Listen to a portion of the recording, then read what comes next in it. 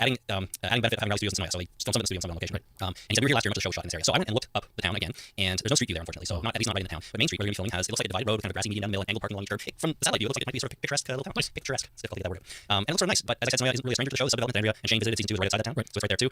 And so they're pretty familiar with this area. It's not too much new. But as I said earlier, if you're in the part of Georgia, you can go and check out and see what they're doing. So this news, I think, essentially confirms that season 3 will be set in Woodbury, since they're talking about a town, which makes me question whether they will be going to the prison or not. If they're going to be in this town most of the time, they're not really living in a prison necessarily. It sounds like. Well, unless the prison's in town, or the town's in prison. Or they combine the two somehow. That's what I was thinking. Like maybe the town is, maybe it's like a prison, but it's kind of built up and there's more people there. Like Alcatraz, where they had living quarters for the guards' families. Well, they have to. It's surrounded by water. Well, I know, but maybe this prison is, there's a town attached to it, or hidden behind it, because we saw the prison, but we didn't see the town, so the town would have to be hidden behind it. Yeah, I don't know. It's curious that they would, show the prison in the final shot of season 2, and so far all the news we know is about Woodbury and how people are going to be living in this fortified town, which doesn't sound like a prison to me. It's a little strange. It is a little weird. I don't know. One more thing Mike Riley said is that inside the wall is a safe zone and a benevolent dictator runs the town. Oh, that's nice. It's also interesting because I wouldn't classify the governor as a benevolent dictator. Dictator, sure, but benevolent means with the best interest of everybody in mind. It's how he's a dictator, he's the sole authority, but he tries to govern with the group's interest in mind rather than his own quest for power. Right. So that doesn't sound like a governor to me. He sounds more of a ruthless dictator. Well, maybe they're just blowing smoke up our rear ends. Or, or maybe the governor is benevolent, maybe just looking at it another way. So you think he's actually an okay guy, or can you be a benevolent dictator and still a horrible monster? I don't know. It's hard to say. Well, I mean, Spock was all for the needs of the many, always the needs of the few, or the one. So maybe he is having zombie combat games to help the town. Morale. Yeah, you have some kind of festivity. Festivities. You know, pig roast and a zombie fight. Hey, that sounds good to me. Good, not a zombie roast and a pig fight. That sounds good. No, well, no. Overall, no. So we'll see. I mean, you could be right. Maybe Mike Riley has no idea what he's talking about because he's only a location manager. I don't know. Maybe he doesn't know what benevolent means. Or could be that too. Ruthless bastard is what he meant to say. Ruthless bastard of a dictator runs the town. He's looking at benevolent, and I have no idea. Maybe we got something. Was looking at antonyms and thesaurus instead of synonyms. Yeah, I don't know. Who knows? Maybe just made a mistake. Finally, the first episode is scheduled to start shooting May 31st and will continue Monday, Friday for 8 days. That's the first episode. 8 days a week. 8 days a week. That's right. And that I think is all we know about season 3 from the details to this point. See, brutal. He's an antonyms of benevolent. Brutal. British, cows, cold-blooded, cruel. Maybe he was looking up brutal and saying, oh, benevolent. I don't know. That's true. I mean, there are gaps in everyone's knowledge. Maybe that is one of it. I didn't know what tarpaulin was. Yeah, tarp. Yeah, well, I knew what tarp was, but I didn't know it was short for tarpaulin. Well, it is. 38 years old, and that's one thing I found out. Tarpaulin is the material it's made of, right? Yeah, well, see, there's gaps in everybody's knowledge. I just didn't know that. Never came up in my daily life in 38 years of life. Okay. I'm dumb. No, I'm ignorant. Slightly ignorant. Yeah. Okay, cool. So Mike Riley, he may be slightly ignorant. He's benevolent. Yeah, who knows? Or maybe he's a bastard. Could be. Okay, Robert Kirkman talks about season 3 with TV Guide, and he had a couple of interesting things to say here. On when asked about the speed that people change into a zombie, which is something we've talked about here. Some of our listeners have sent in messages about. Robert Kirkman said it's not exactly scientific, and it varies. It varies on the age and health of the person when they're dead, and it also varies on the suddenness with which they die. I think that Shane was stabbed in the heart, so I imagine he would bleed out very quickly. That's a fairly sudden death, which would bring about the change somewhat more quickly than if someone were just to die a less violent death. Right. Amy is also a very good example of that. Her whole neck was ripped out. We are not exactly pinning down how long Rick was sitting in that field. So at first his comments here sound a little counterintuitive because Shane had a very violent death, and it seemed like he reanimated very quickly. Right. Amy had a pretty violent death, as he said. Her neck was ripped out, but she seemed to animate slowly over like 12 hours.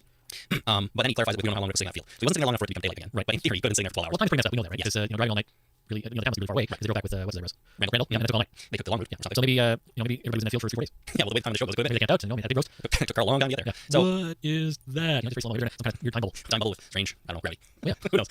Anyways, I don't think we need to expend too much thought, on it anymore. It's just it takes as long as it takes for people to turn into zombies. Yeah, that's kind of what he's saying. He's confused. It could be. On the governor, he said the governor in the show is definitely going to be the governor in the comic. Well, I think that people are going to like the character. I don't think it will be because he's doing likable things. I think he's saying we're going to like him because he's an ass. He goes on. I don't think it will be because he appears heroic. I think that he's definitely going to be a character that people love to hate and are absolutely entertained by, but also somewhat terrified of. We're not going to be watering him down. He'll be benevolent then. You think so? Yeah. Acting maybe it's not a dictator, but benevolent dictator. Or maybe it's not the governor that they're referring to. It's a different dictator, an anti-governor. Who knows? I guess I'm going to cast the governor in this show, and he's in the first episode, according to our sources. The governor's not the dictator at the time they meet him. Maybe not. Maybe the benevolent dictator is overthrown by the governor at some point during the first season. And during the third season, and he becomes the governor. So maybe he's not in charge when we first meet him. Right. That's an interesting theory. And I can get on board with it. Right. That's what Robert Kirkman had to say to TV Guide. I'll post a link to the rest of that interview if you are interested in checking it out. Next in the news, Lauren Cohan gets promoted to series regular. She was only a guest star before, and now she's a series regular. This means that Herschel is not yet a series regular, and Beth is not a series regular, and is there anyone else? Everyone else is a regular, I think. Michonne? We don't know. She hasn't even run the show yet, so we'll see. And everyone else, they are regulars or dead. So Lauren Cohan sounds like we'll be sticking around for a little while. Although, you know what? This could mean nothing. It could mean that she's a series regular for 2 episodes and then she's dropped off. I really don't know. But if I had to have an opinion, I would hope that they don't kill her off right away or take all this time to develop her and then just kill her off. Like, I don't know, I like the character, I like the actress, I don't want to see her go away too soon. What if they kill her off and then keep her around for the rest of the season? Chain to Michonne? Yeah, or something. Well, I'm okay with that. Her dialogue won't be as good, but that's okay. That's true. So, do you remember a number of podcasts ago when we were speculating on who would play the governor and the name John Hawkes came up? Yep. He's the guy from Take Shelter and I think some other TV shows. Apparently, he was in fact offered the role before they cast David Morrissey. So was it like sort of getting the role and taking back with you? No, he turned it down. And here's his reason for turning it down. I have 2 quotes from him. He said, they offered me the role, and I just felt there would be someone else who could do it better. I was flattered, and I took a look at the series. He said, it held interest for me, but I just didn't feel like I was the guy for it. And then he said this, which is discussion worthy, I think. He says, I have to be careful of what TV shows I choose, particularly ones that have commercials in them, because it's going to be a different kind of television show. They're going to be sponsors. No matter how good the show is, if there are commercials, it's going to be a different show to me. That's just my personal feeling. So he's not on board with advertising. Or he sounds kind of snooty, like I won't do anything if it's brought to you by Hyundai. Maybe he doesn't want it to be, well, it's always going to be product placement, right? Regardless of whether there's commercials. Maybe every show has product placement. And even movies, too, right? Yeah, movies, video games, hugely video games. But, maybe, I don't think he's getting product placement. Maybe he's worried about the advertisers sticking their thumbs in the pie and saying, no, you can't do that. No, you have to do this. No, you have to eat beans. No, you can't eat beans because you got to have, you got to do science ketchup and, changing the character. Not that Heinz ketchup changes any character, but maybe he's worried about the sponsors trying to change the character because they have the force of sponsorship dollars. But couldn't that happen in anything? I mean, movies have product placement, and I guess they don't have sponsors in the same sort of way. But if it's product placement that he's worried about, in a movie he's holding a Coke and that might change the character. I don't know. It seems strange to me. It feels like a bit of a I just don't want to do a TV show. Maybe he's just full of shit. Well, maybe he was offered the role and went, what, are you crazy? Zombie show? No, I know about this. And then came up with a reason. Commercials. A reason that makes him sound like a douche, though. Well, maybe the other reason they actually turned it down made him sound like more of a douche. And so he recommended just go sponsorship. Like he's afraid of zombies or something like that. Maybe he doesn't like prosthetics. So I will not do zombie shows or Star Trek. I just won't do it. I got to stay here, just bring those things. They freak me out, man. I'm not doing Star Wars. I'm not doing anything. Yeah, well, I don't know. I thought it was a bit of a weird answer whether it's true or not. Like, you do a TV shows have commercials. It's just the way it is. And I don't think it adversely affects the quality of the show to a degree that you would not do it. Okay, has he ever done a TV show with commercials? He's on down. That's HBO, right? Yeah. What's it here? Lost? He's in Lost. That had commercials. How many episodes of Lost was he I in? got 3 episodes. Geez, I don't remember on Lost. LAX, What Kate Does, and Sundown. I think that was last season. Okay. What we got here? Monk. Monk. TV show with commercials. A bunch of Deadwood, which didn't have commercials. Is that an HBO show? HBO. So they don't have commercials in their shows? No, not HBO. Okay. Taken. That's got 24. That's got commercials. Okay. It's bullshit. So I think he's bullshit. I think he just doesn't want to do the show and saying I don't like commercials. It's weird. Oh, they filmed Summer. Down South. Too hot.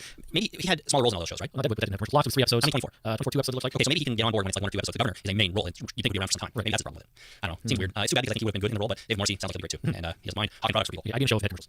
You would? Well, I only show. I don't like doing TV. Sure. Okay, good plan. We won't start a video podcast then. Yep, that would do. All right. So remember the Walking Dead novel, The Rise of the Governor? I sure do. The second novel title and release date has been announced. It's exciting. This I got from the Hollywood Reporter. The title is The Walking Dead: The Road to Woodbury. Okay. And before we comment on that, the release date is October 16th. And Kirkman had this to say: it's going to be a direct sequel to Rise of the Governor. We're going to meet new characters as they come to Woodbury and see how Woodbury is founded and how the Governor continues to grow his character. It all takes place before we meet the Governor in the comic book series, and there's a lot more story to tell with that guy. We'll also look at others. Lily is going to be another focus. I think she was the doctor in comic Woodbury. It's going to be fun to explore these characters again. So what? I'm a little confused by this. That's the strategic placement of the phrase that guy, because they can actually name the character, right? Because it'll be a spoiler. Yeah, I guess so. So they have to say that guy. There's a lot more story to tell with that guy. Okay, so the first book was called Rise of the Governor. Right. The second book is called The Road to Woodbury. Right. Does that not seem counterintuitive to you? I think the first book should have been called The Road to Woodbury because they were on the road and they got there. And the second book is Rise of the Governor when he actually becomes the leader of Woodbury. Maybe they'll swap titles after they're both ended. Oh yeah, by the way, we meant to reverse those. That's fine. But like, what? No, you're absolutely right. This is that doesn't make any sense. It can't be a mistake. I I mean, mean, really, just the rise of the governor doesn't make any sense all on its own because he didn't rise to the governor. That's why I felt a little let down. I think in the end because he was the governor. It was his slice of life until he decided to be the bad guy. yeah, well, and like, Okay, you're right. I'm fine. I'm not Take a minute there. I just, it's, Take a breath. it makes no sense. One of the problems with the first book was, as you said, we didn't find out he didn't become the governor. He just became, he just got to the town where he eventually leads it. And now we have a book called The Road to Woodbury, Right. which Doesn't he already end Woodbury? yeah, the first book ends in From Woodbury. he go for a walk. Does he leave and come back? The road to and from Woodbury, or from and then to. Oh, I don't know. The other thing I am surprised about is that I thought that this novel trilogy, each book would focus on a different character. So I thought, Rise of the Governor would be the governor's story, and it just happens that they ended it sort of when he arrives at Woodbury, and that's that. The next story might be, the rise of Michonne or whatever, and then we might get a story about some other characters or maybe something different. But it appears that we're getting a trilogy about the governor. Right. And that's fine. It's just I don't understand the sequence of these books. That's all, or at least the title of the sequence. Well, yeah. I don't know. But it comes out on October 16th, and we will read it and report on it again probably over next Thursday I'm sometime. going to read this one. Okay. I'm going to listen to it, especially because they tend to in series hit the same readers as the previous book, so there's a level of consistency, and I definitely don't want that consistency. Well, I'll listen to it again because I don't know, someone should. Why not? Why not really? So that is October 16th. We will check it out when it comes out. The Walking Dead Compendium, that hard, soft cover, 48 issue, like size of phone book, right, that you can get. Well, that was released in hardcover for Emerald City Comic Con in Seattle a few weeks ago. Right. It was gold embossed with a new cover illustration by Charlie Adler at the Emerald City Comic Con. There were only 100 copies available for $100 each, and apparently there will be more, like a full run of these ready in time for San Diego Comic Con. Right. But I bring it up because I want one so bad. Well, which one? The golden box one for $100? Yeah, absolutely. It's like a beautiful hardcover, gold embossed, new artwork, and it just all the pictures I saw look fantastic. As far as I know, it will only be available, from here on at San Diego Comic Con. If you got one at Emerald City, I envy you because it looks amazing. I look, there are some there for $100, which I'm not quite ready to shell out, $100 for one yet. But if anyone is attending San Diego Comic Con and wanted to pick me up one, boy, would I be appreciative. I'm just saying. You want $150? 14 minutes left, did it? Sure, $153. Really, are you sure that's the right thing? No. Okay, so We signed. No, we can't get $150 signed. I saw signed ones on there for like $450. I know we signed it, that's wrong. Well, that's a bit of a problem. So anyways, it's a pretty cool collector's item. If you got one, that is very exciting. And if you want one, head down to San Diego Comic Con if you can get in because it looks like it's on there. The Walking Dead video game, it is right around the corner, and I actually mean that because it's releasing tomorrow for PC, Mac, and PlayStation 3. Okay. I don't know why it's not releasing for Xbox 360 tomorrow, and I'm a little concerned about that because that's the platform I like to play it on. I could buy it for my Mac, but I'm not much of a Mac gamer. I prefer the Xbox for some reason. Well, yeah. It's a game machine. I just like sitting in front of the TV instead of the computer. Kind of both. I would say in front of the computer, right? But my Xbox has the computer monitor sometimes. Yeah, I can do that, but it's a bit of a pain in the ass, so I'd rather just get on Xbox. But if you are a lucky person with a PS3, you can get it there. You can buy the first episode for $4.99, or you can order the entire series for $20, which is pretty good. And what I'll be doing if it ever comes out on the Xbox. Right. The official word is that it's coming soon for the 360 and actually for iOS, which is exciting. That's cool. Yeah, so if you have an iPad, you can probably play it on there. Nice. And not only that, but they released the episode titles. There are 5 of them, as Telltale does. They release games episodically. The first one is called A New Day. The second one is Starve for Help. Episode 3 is Long Road Ahead. Number 4 is Around Every Corner, and number 5 is called No Time Left. So they're sticking with the Walking Dead 3-word title naming scheme. Yeah, and building anticipation. Building anticipation. Well, yeah, and they're all kind of like around every corner. Yeah. A long way ahead. Oh, Well, A New Day. He wakes up and it's a new day. Oh, yeah. The storyline is he breaks out from his prison, right? He breaks out from a prisoner transport. So it's a new day. He starts life over again. And then Starve for Help. I guess he needs help in the zombie apocalypse and he doesn't have enough. Right. Long Road Ahead. He realizes he's got a long journey to go on. Around every corner there's a zombie waiting, and no time left. Well, maybe he's dead. That's it. Game over. You're done. So a new day. You're thinking in terms of the general use of that term. Right? It's a new day. Look forward to this. It'll be better today than it was yesterday. In the zombie apocalypse, a new day doesn't mean that necessarily. It just means crap. It's another day. Yeah, the sun is still rising. That's it. Could be. I don't know. We'll have to play it, find out. I'm definitely going to play this game, but I'm going to wait for the Xbox version. Hopefully it doesn't take months or something crazy like that. Yeah. I really want to play it now. Telltale, come on. Or tomorrow even. Or tomorrow. Maybe surprise Tomorrow? Friday or something. Usually games come out on Tuesdays. Yeah, I believe this is Wednesday. That's a lot of comic book video game. Which comic books come out on Wednesdays? That's right. So, anyway, What you said. whatever that is. All right, our last item in the news today is kind of, well, not really Walking Dead related, but it's just that Robert Kirkman's new comic, Thief of Thieves, is being adapted for TV by AMC. Cool. So Robert Kirkman has a lot of stuff going on. Irons and fires. Exactly. And thumbs and a lot of pies. He sure does. I know I'll be watching it, Oh, yeah. because I love most AMC shows are great, and I love Robert Kirkman. He had this to say, AMC recognizes the limitless ideas generated by the comic industry. Their dedication to bringing The Walking Dead to life as a TV show has been key to its success, and I'm excited about the potential of Thief of Thieves to reach similar levels of success. So as soon as this was announced, I ran out and bought the first 3 issues, and I read them. Good. Well, I read the first one, I read number 2 and 3, but I liked it, and I'm happy to be in on the ground floor for a new Robert Kirkman book. Very good. And we'll see, who knows, when the TV show comes around, we'll watch it then too. Thief of Thieves. All right, coming up after a short break, we have some listener feedback and a couple people called in with some more holy crap did you see that moments. We will get to that and an announcement of the resumption of the Walking Dead Actor Spotlight series. Oh, yeah. We're not season here, so stick around for that. We'll be right back.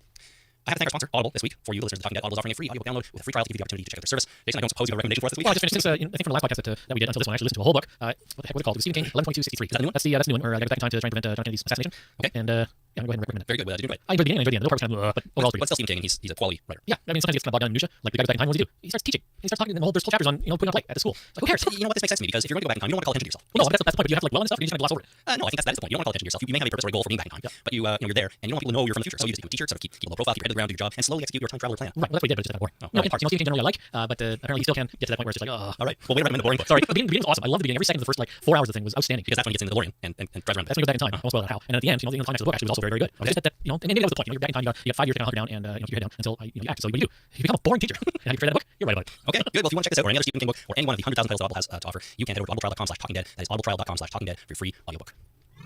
Holy crap. Did you see that? All right, we've got a couple of holy crap did you see that's here from listeners. Two calls and one email. Let's start with the email. Ryan from Iowa wrote in, and we had a few people send this one in, and since it was popular, I want to give one more shout out. In 18 miles out, when Rick was buried into the second zombie and the third one piled on, he tried to get the gun out of the head of the second zombie to shoot the third one and couldn't do it. He then shoots the third one in the head through the head of the second zombie. From the camera angle, you can see the barrel of Rick's pistol in the back of the second zombie's head. Nice. I don't recall right now if I specifically read that one in the past show, but I believe I might have. But as I said, so many people wrote in, and so many people thought that was awesome. I thought I would give it a shout out. It's awesome even the second time around. It really is. It was extremely awesome. And a lot was happening in that scene. I believe I chose the fact that the zombie was batting the gun away, sort of to, protect himself a little Right, bit. and we talked briefly about the fact that maybe while he was alive, he was a master in the same martial arts as Steven Seagal is. Clearly. Right, because he just, just had that thing away. Yeah, exactly. All right, regular listener Carl from Birmingham called in with this message.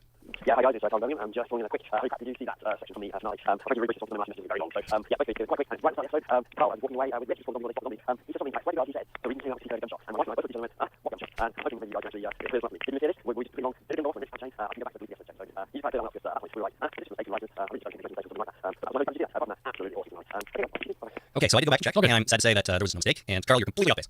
What happened is there was a gunshot, and when Rick went to stab Shane, Shane's gun went off. Right, yes. That's what attracted the Zombie zombies. So it was a key plot development because that's what attracted the zombies. Carl then shows up. He does not say anything at the end of that episode about hearing a gunshot, but at the beginning of the next episode, when they're walking back towards the farm before they notice the zombie horde behind him, he does say, "I heard a gunshot." Okay. So Carl did hear a shot, and that's why he came running or got there. Right. And since we know from earlier in that interview with TV Guide, Kirkman said that we don't really peg down how long Rick was there. It's conceivable that the gunshot happened. The zombies were coming slowly, maybe not as close as we thought they were, and therefore explains why they weren't in that forest the whole time while they were searching the forest for Randall. And also gives Carl time to get from that. So it's all coming together a little And bit. give Shane enough time to come around. Exactly. He didn't just come around 2 minutes later, and Carl didn't teleport from the barn to the field. Right. It all happened a little bit slower. And in fact, there was a commercial break in between the stabbing and the gunshot, and everything else happened too. So that commercial break represented more time than we think. 3 or 4 days. 3 or 4 days in the timeline of the show. So there you go. It's all laid on the table, and I think I understand it now. Andrew from California called in with this. Today is Andrew from California. I actually work at one cop office, the show, and taking up 2 hours to work. So enjoy your podcast and help me get through that drive. Anyway, I just want to talk about you guys probably use the term herd. We're talking about good zombies. I always enjoyed the word horde. It sounds a little more monster-like, a little animal. And real quick, my holy crap, did you see that moment of season 2? Was I know it's pretty cold out in Georgia when they were shooting, and you never see the zombie's breath. I thought it was pretty impressive how to escape from knowing that you're watching a television show, and it really makes it more believable. So, keep up your work, and I appreciate it. Thanks. So you don't see the zombie's breath. My question is, do they breathe? Yeah, well, I think they do breathe. I don't think they need to breathe because they do moan and scream and yell and stuff. And to do that, you have to pass air through your chest and your voice box. Do they breathe? I seem to recall when Amy reanimated, she kind of came to with a big, like a big inhale, and so even though these are zombies and they're technically dead, I think they actually breathe. I think they breathe too. Now, what Andrew was referring to is the fact that it's cold, it's nighttime, you can see your breath in real life as these extras are running around the show, but they digitally removed it all, so you couldn't see it. That's cool. Yeah, which means that in the context of the show, I guess the zombies don't breathe, yet they might. So I don't know. It's an interesting sort of thing to ponder, I guess. It is. All right, thanks for sending those in, everybody. If you want to send in a holy crap, you see that moment, give us an email, talkingtopodcast@gmail.com. Listener feedback. All right, we have listener feedback before we announce our Welcome to Actors Spotlight.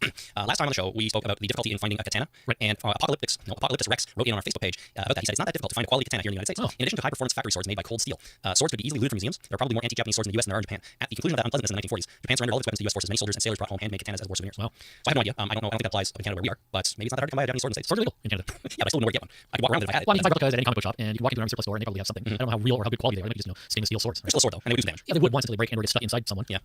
Well, I don't know. According to Rex, it's not as hard as we think to come across on that. We were saying that like, I have no idea where to get a sword. No. So I have at least a usable sword. Army surplus is the first place I look. And comic book shop for a second. Get myself a replica of I don't know what's the Gandalf sword. That'd be cool. Yeah, doesn't have a big staff. Yeah, it's a sword too. Okay, all right. Another thing we talked about last podcast was my theory about the cold open of the pilot being the end of the show instead of during Rick's journey to Atlanta. And I didn't agree with that whatsoever. No, you didn't agree with that, and we had some people write in who also didn't agree. But some people did. Really? So there you go. Thomas from Norway writes in with a bunch of reasons why this is not at the end of the series. And he says, I chose 4 of them. He says he's driving his patrol car, the same car as he gets into at his old police station. You get a glimpse of the license plate when Rick starts to finish off Bicycle Girl, and the number on the side of the car is 134. You see that number 134 on the side of the car in cold open pilot. It's very unlikely that Rick gets hold of the exact same car in the future, having left it in the middle of Highway 85 on his way to Atlanta. He also says he's wearing his hat, which later gets Carl.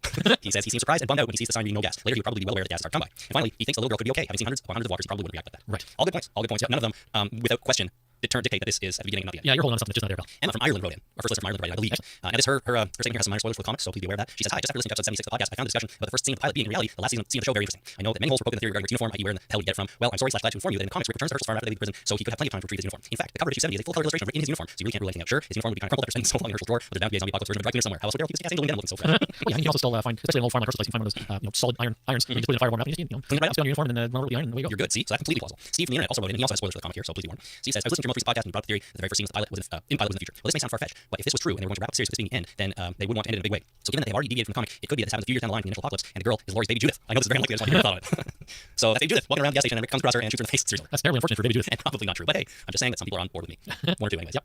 Okay. Email Lori from the internet wrote in. You guys talked about T-Dog wielding a hammer and whether or not it would be adequate in comparison to a scythe. Why not for that question of listeners? What implements would be the best zombie busters and why? For myself, I'd like to lure the dead into an empty swimming pool and then set them on fire. Oh, nice. The fire would be contained and the steps could be blocked off, blown up, or jackhammered out to prevent them escaping. Of course, someone would have to be bait, but maybe plasma would do. I think the jackhammer stairs would probably attract a fair number of It zombies. sure would. And that is gotta be, well, it's unique to me. Swimming pool, lure them to a swimming pool, like on fire, it's a unique zombie kill method to me anyway. So if you have any good zombie kill methods, send them in to us. We'll read them on the show. For me personally, I would say lightsaber would be alright. Oh, yeah. That would do some damage. Chainsaws on a motorcycle. Shotguns on the demo. We've seen that. Yeah, we have seen that already. It worked pretty well, Yeah. although not that great. Chainsaws on a motorcycle. That'd be hard to drive. No, you bounce that one inside. I suppose, but the problem is then you slice the zombies and that's gonna cause some resistance, and I think it would still be hard to drive. Chainsaws on a tank. Well, you leave chainsaws on there, do you? Oh, it can hurt. I guess not. Well, okay, so if anyone has any good theories, not theories, good ideas on how to kill zombies, send them in. We'll start a list. Thermonuclear device. Yes, probably take yourself out and say that. No, time delay. Oh, okay, plant it here, run away. Yeah, turn up stereo. Press the go button. Get your ham and cheese out of town. Why not? Scott from Victoria, BC, wrote in about Shane's Jeep and urbanites. He says the reason why I feel Shane got rid of his Jeep is that, like in any combat, you want protection from the enemy, and an open top Jeep with no doors is asking for trouble. Yeah, motorcycle's fine though. Motorcycle's fine. Really loud motorcycle, no problem. No problem. What do you call the sample numbers again? Oh, Something rack? Lisa. Yeah. When she was on a few weeks ago, had a word for them. I can't remember now. Anyways, it's a good point by Scott. You don't want an open Jeep like that. That's true. Motorcycle is just as bad. What, the Pokemobile? Yeah, bulletproof glass goes at 2 miles an hour. Where you go? But you go, you'll get surrounded, you'll get stuck, and then you'll run out of air. Or Yeah, something. and then you're in a fishbowl. That's right. Noah from Kentucky Williams says, I only have one question. What happened to Hustla? You mentioned him a lot before the mid-season premiere when he appeared on IMDb. While watching the second half of season 2, I was always expecting him to show up, which he never did. When he never did, I became very curious. Does this mean he might show up in season 3 perhaps? He was one of the guys, right? He was the guy driving the truck. That's what I was going to say. Maybe he was the dude driving the truck who left Randall on the fence. Yeah. Or he was one of the guys who was outside the bar looking for Dave and Tony. Yeah, maybe he's called Hustler to get the hell out of there when it's time to go. I don't know. He was played by, apparently, by Andre Baticho. And, we did find, way back, we did find that post on Andre's site in Russian about his involvement in the show and how he would be just a quick scene and then get killed. So, I don't know. I mean, maybe he was the guy who Herschel shot at the back of the bar and then he was zombies. Facing off? Yeah, maybe that was Hustla. Could be. I don't know. It's hard to say. So we don't really know if he was even there or not, or if the IMDb was making stuff up. Or Andre Petico. Was making stuff up? Yeah. Maybe. I don't think he'll be back in season 3 though, so sorry to say. No, he was either there, we didn't know it, or he's just not coming. Finally, Andrew in Pennsylvania writes, I have a theory about the dead people in cars and not changing into zombies from the highway. Assuming this was an airborne thing, and now that we know for sure everyone's infected, I think that the reason the people in cars didn't turn is because they died before they inhaled the airborne toxin. With all the insanity that's been going on, I think that some of these people must have died in car crashes. That was pretty early on when they had to breathe in the toxin and didn't turn as they weren't infected at that time. Right. Does that make sense? I mean, the zombie outbreak has already happened because it would be possible that some people aren't quite infected yet. Yes. Yeah, at the beginning, that makes sense. And once you're dead, you're dead. You can't contract the virus at that time, so you don't turn into a zombie. I now accept that explanation, and I've rewritten my understanding of the show to include it. Right. It's close to situation. I think Curtin said at one point that those people must have died and experienced brain trauma of some kind, and therefore did not return as zombies. I like Andrew's explanation better, to be honest with you, because they clearly didn't experience that much brain trauma. They were just sitting in their cars, and that was that. I think Robert Curtin should read that statement and then retract his own. Agreed. Curtin, if you're listening, give Andrews from Pennsylvania some props. Yep. Cool. That is it for listener feedback, everybody. Next time on The Talking Dead. So we're going to bring back a Walking Dead Actor Spotlight. Yay! Hooray! We got an email from Stephen in Sheffield, and he writes, I'm a new listener in the UK who is now just about caught up with all your shows. On the chance that you guys get around to doing an actor profile show on David Morrissey, then may I recommend his performance in Stoned. He plays a corrupt manager of the Rolling Stones in the last days of Brian Jones' life. Ooh. Very good film. Plays a very cold, scary governor-style character with a ridiculous Michael Caine accent. And hey, it's the 60s London for you. Well, how can you go wrong with that? So we are indeed going to profile David Morrissey. This is the first time we've done an actor who hasn't appeared on the show yet, which is kind of exciting. Well, for that would be an actor. We just assume that they're going to appear on the show. Of course, someday. So why not John Goodman? Oh, of course. And Adam Neal. Even better. Even better. If we get them together in the same movie, that'd be awesome. Maybe they have. I don't know. That'd be crazy. So I'll tell you what we're going to watch in a minute. But Stephen finished his email with this. He says, P.S. In season 3, this group's in such trouble, I feel bad for his son. They got 99 problems while they chain one. Oh, a rhyming slam. a rhyming burn. If you would like to burn Jason in rhyme format, please, I highly recommend you. We will read it on the air. Absolutely. I think that would be hilarious. Haiku-hilarious. No, don't do haikus. That's directly owned by somebody else. What? Rhyming slam. Yeah. Rhyming burns is fine.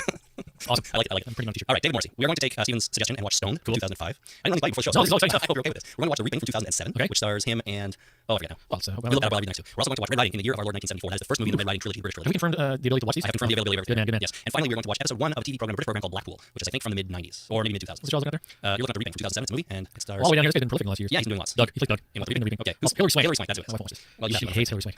You have no choice. I have no problem with her. All right, So this is not an issue. Good. So Stone from 2005, The Reaping 2007, Red Riding in the year of our Lord 1974. That's the first movie in the Red Riding trilogy. And Blackpool episode number 1. I think there only ever were 6 episodes of Blackpool. So we're going to watch the first one. And we're going to watch Doctor Who all. Well, you only need one episode of Doctor Who, right? And I think I've seen that one. Can I watch it? If you want to, sure. All right. You want to add to the list? Well, no, not directly, but By all means, watch Doctor Who. all right. So if you want to follow along with our little David Morrissey Film Festival here, seek out these movies. Many of them are available on iTunes, possibly Netflix, especially in the States, and watch along with us. If you have any comments about David Morrissey's past work, by all means send it in, and we'll read it on the show and talk about David Morrissey when we spotlight him. And I should say we will be doing that in 2 weeks when we record the next podcast. So you have 14 full days to watch 4 movies, 3 movies on TV show. That should be Was it May 8th? May 7th? Is that what that is? Yeah, May 7th. 2 weeks. Less days. 13 days. Tuesday. Oh yeah, Tuesday. That's right. So 2 weeks today. And it should be fun. After that, we will announce who next Walking Dead's Backer Spotlight will be. We don't have too many choices because we've done most of the principal cast, but you can probably guess who's on the Well, list. just like I said, we make some assumptions of who's going to be on the show, and then we watch some stuff. And watch some stuff. Why not? We can watch the new Spider-Man movie that's coming out in the summer. Oh, As an extra spotlight. We're gonna be doing that. We're gonna watch the Avengers. Well, yeah, there you We're go. gonna watch Prometheus. Sweet. It's all good. Worse than the aliens going to be on the show, right? Naturally, aliens show up at some point. Yeah, might as well be aliens. Spoilers. All right, so follow along, David Morrissey, with us, and yeah, it'll be awesome. That is going to wrap up this episode of Talking Dead. If you want to give us a call and talk about anything, comments on anything we talk about today, you can do so at 1-866-483-ZOMB. That's 9662. It's a toll-free voicemail line. Can't forget it. No toll. Program it in your phones. Then when you're walking around and suddenly a thought comes to you, or you see a zombie or something happens, dial that number, call us up and say, hey guys, I just saw something. Yeah, that'd be fun. Let us know. Or email us at talkingdeadpodcast@gmail.com. That works too. You can find us on Twitter at twitter.com/talkingdead, or on Facebook at facebook.com/thetalkingdead. We had such fantastic Facebook activity during season 2. It's kind of petered off a little bit now, which, fair enough. People moved on, starting their summer, everything's fine. They're not spending all days indoors on Facebook anymore. But hey, we're still there. Head on over and we can keep that going a little bit. So I think that's going to do it. Thanks for listening, everybody, for the Talking Dead. My name is Chris. My name is Jason. Thanks for listening. Bye.